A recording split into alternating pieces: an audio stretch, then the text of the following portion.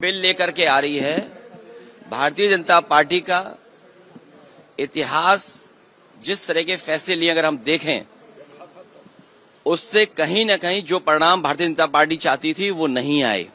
Bharatiya Janata party का हर फैसला vote के लिए, अपने लोगों को खुश करने के लिए। ये वक्फ बिल के खिलाफ समाजवादी पार्टी है, पहले भी थी, आगे भी रहेगी। जिस तरह के संशोधन भारतीय जनता पार्टी कर रही है, वो पूरा कंट्रोल अपने पास चाहते हैं। जो एडमिनिस्ट्रेटिव पावर है वो पूरा का पूरा अपने पास रखना चाहते हैं। इस देश ने वो समय भी देखा है कि जिस समय एडमिनिस्ट्रेटिव गलत फैसले की वजह से भारत की जो संस्कृति रही, भाईचारा रहा, उसके खिलाफ खाई पैदा की है। और अगर हम इनका जो फैसले लिए अगर पलट करके देखें, एंग्लो इंडियन बिल जिसमें कि सदस्य एक बनता था, चुन करके आता, वो अपॉइंट होता था, वो बिल ले लिया वापस, वो आरक्षण छीन लिया। आरक्षण एंग्लो इंडियन का छीना, नोटबंदी से रुपया छीना, लेकिन भ्रष्टाचार बढ़ गया, रुपए आज भी निकल रहे हैं। जीएसटी कानून लाए, उधर व्यापारियों का सब कुछ छिन गया। दिन भर वो केवल जीएसटी का चक्कर काट रहे हैं। तो जीएसटी हो, नोटबंदी हो या अन्य फैसले हों, ये छीनने का काम करते हैं, लोगों का कुछ न कुछ छीनने का काम करते हैं।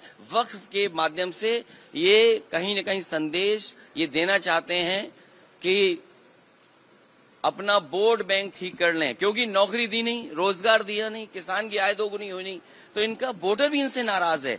देखिए, जिस वोटर को ये तुष्टीकरण कहते थे, हम लोग तुष्टीकरण कर रहे हैं, क्या ये तुष्टीकरण नहीं दे रहे हैं? कर रहे हैं, किट बांट करके।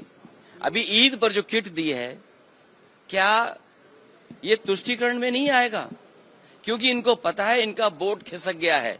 अभी तक तो ये हिंदू भाइयों को गुमराह करते थे, अब इनकी कोशिश है कि मुसलमान भाइयों को भी गुमराह कर दें। सर, वो कह रहे हैं वक्फ पे विपक्ष गुमराह कर रहा है। सर कह रहे हैं कि वक्फ पे आप एंग्लो इंडियन इन्होंने छीना, क्या विपक्ष ने गुमराह किया?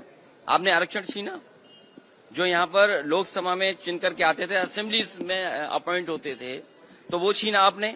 नोटबंदी पे आपने कहा कि आतंकवाद खत्म हो जाएगा, इनके लोगों को माफी मांगने जाना पड़ा। क्या आप सोच सकते हो?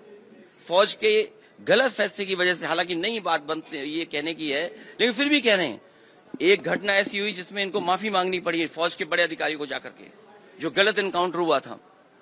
तो इन्हीं की वजह से आतंकवाद बढ़ रहा है। नोटबंदी फैसला लिया, क्या भ्रष्टाचार नहीं बढ़ा?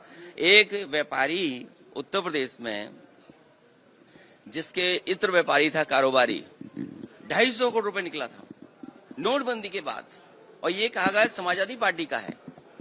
जब इनकी बदनामी हुई, इनका फैसला गलत हुआ, इन्होंने अपनी बदनामी छिपाने के लिए समाजवादी पार्टी के जो पूर्व एमएलसी, उसके घर पे छापा मारा। तो जीएसटी सरलीकरण कह रहे थे, इसी लोकसभा में आजादी की तरह जश्न मना था जीएसटी का। जीएसटी से क्या व्यापारी संतुष्ट है? जीएसटी से करप्शन बढ़ा, महंगाई बढ़ी, और व्यापारी के सामने संकट पैदा हो गया।